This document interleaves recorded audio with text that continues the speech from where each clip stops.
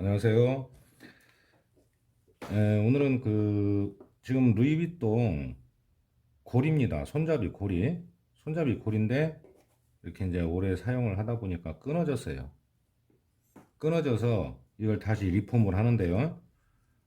사이즈는 뭐 거의 비슷하게 만들어 놓은 상태고, 오늘 좀 설명을 해드릴 부분은 지금 여기 단면을 보시면은 엣지코트가 아닙니다. 기리매가 아니고, 최대한 리폼이라는 것은 기존에 있던 거하고 좀 비슷하고 어울려야 하잖아요. 지금 여기에 단면은 뭐냐면 약품 처리를 한 거예요. 기리매가 아니고요. 그러다 보니까 비슷하게 어울릴 수 있도록 그렇게 해서 지금 제작을 했습니다. 그러면 단면 처리를 하는데 지금 이렇게 이제 끈이 떨어져 있으면은 이 모양과 비슷하게 이제 만들어 놔야 되죠. 그래서 사이즈는 같이 만들고 길이도 똑같습니다. 이렇게 해서 우선 만들어 놓고 그리고 나서 최대한 원래 것과 어울리게 이제 약품 염색약이죠. 염색약. 염색 약품으로 해서 이렇게 단면을 처리를 해줄 거예요. 근데 이제 우선은 단면을 어떤 식으로 평평하면서 매끈하게 잡아주느냐. 사포로 요건 지금 한 400방 정도 되는 건데요. 사포로 이렇게 해서 다듬어 줘도 되고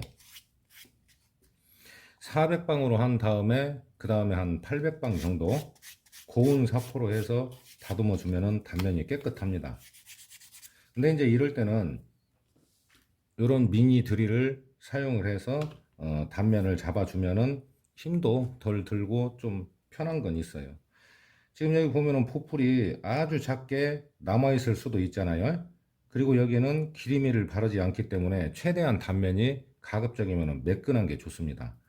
그리고 단면까지 해 놓고 나서 디바이더 선을 다시 그리고 이제 타공을 하는 거죠. 자, 소음이 좀 있을 수 있어요.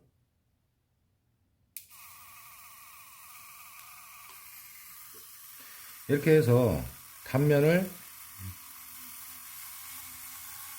매끈하게. 근데 이 미니 드릴을 쓸 때는요, 주의하실 점이 아무것도 안 한 상태에서 그때 사용을 해주시면 됩니다.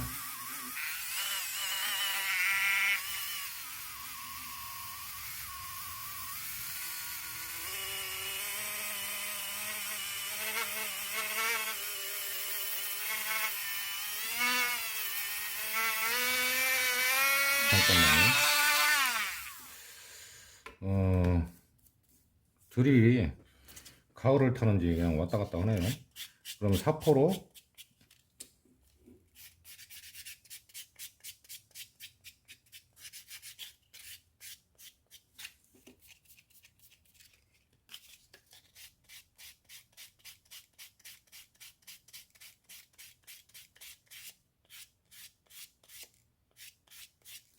어느 정도 이렇게 면이 평평하고 보풀이 없고 그런 정도로 해서 다듬어 줍니다.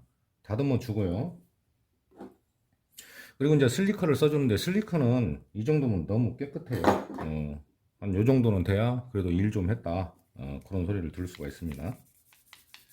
그리고 슬리커로 또 한번 다듬어 주고요. 이 가죽 공예의 모든 그 과정은요, 딱히 뭐 이렇게 정해져 있는 건 없습니다. 뭐 슬리커를 먼저 하고 사포를 해도 되는 거고요. 그런 식으로 순서가 왔다 갔다 할 수가 있고, 만드는 사람마다 방식이 다르죠.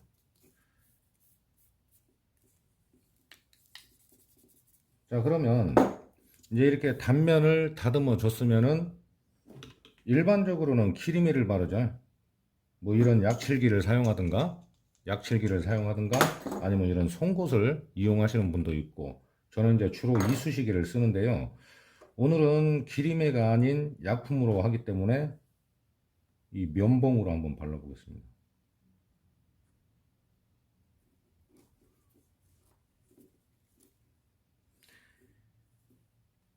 자, 이렇게 약품을 면봉에 발라서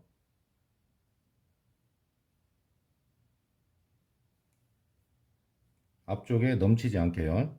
그리고 이제 색상은 원래 있던 색하고 비슷하게 만들어주면 돼요.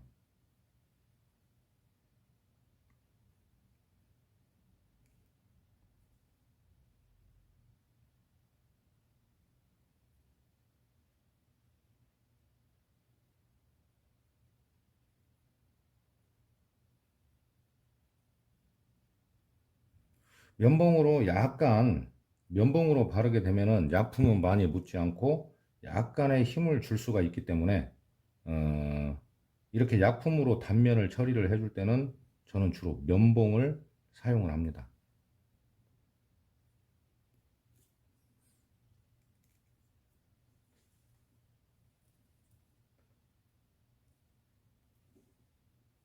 자, 그리고 이쪽도요. 다른 곳에 묻지 않도록 조심해서.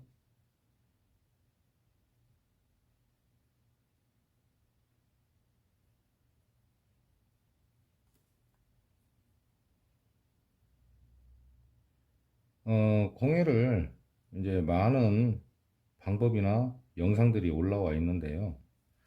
처음부터 끝까지 이렇게 만드는 것을 보는 것도 좋지만 이렇게 때에 따라서 필요에 의해서 좀 다른 방식이 있는 거 있죠. 그러한 부분들, 그런 부분들을 알아가는 것도 좋은 것 같아요. 자, 이렇게 밖으로 넘치지 않게 조심스럽게요.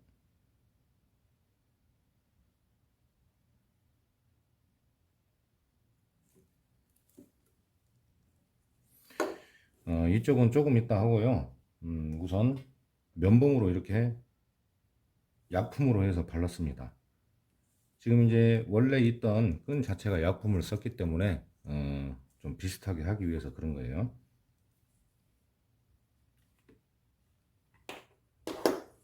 잠깐 바르는 동안에 혹시라도 이제 미니 드릴 요걸 쓰시는 분들 이거는 이제 바꿀 때를 설명을 좀 해드릴게요. 이 단추를 먼저 누르고 이 제품이 편하더라고요. 이거를 이제 적당한 사이즈가 있으면 크리저도 껴서 쓸 수 있고, 예를 들어서 이제 그 회전 약품을 섞어줄 때도 쓰고, 그러다 보니까 편해요. 그래서 딸깍 소리가 날 때까지 돌려줍니다. 그러면 이렇게 풀어서 요것만 빼서 이제 바꿔주면 돼요.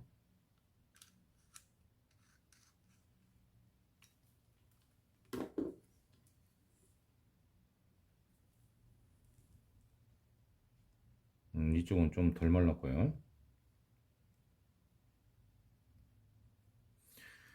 자, 이렇게 단면까지 처리를 해 주고 나서 다시 이제 디바이더로 이 타공 구멍, 원래 있던 타공 구멍, 그걸 재서 타공을 한 다음에 바느질로 마감을 해주시면 됩니다.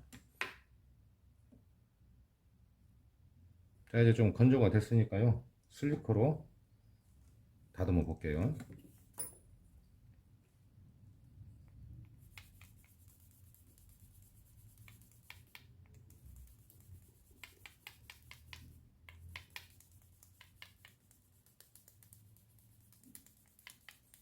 자, 이렇게 약품이나 단면에 기리매를 바르거나 약품을 발랐을 때 그때 이 드릴을 사용을 하면 안 됩니다. 그거까지 같이 깎아지기 때문에 그건 안 되는 거고요.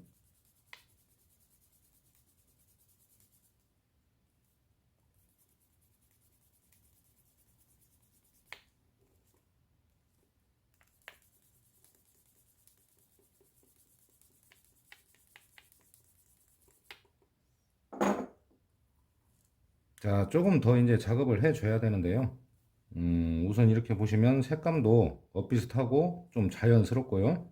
그리고 모양, 그리고 이 고리를 만든 부분과 원래의 있던 끈 가죽 색상하고 좀 잘 어울리죠. 예. 그래서 이렇게 고리 부분을 만들 때 기리매를 쓰는 게 있고 이런 약품을 이용해서 마감을 해줘야 되는 그런 제품도 있습니다. 그걸 참고하셔서 적절하게 거기에 맞게 이렇게 작업을 해주시면 될 것 같습니다.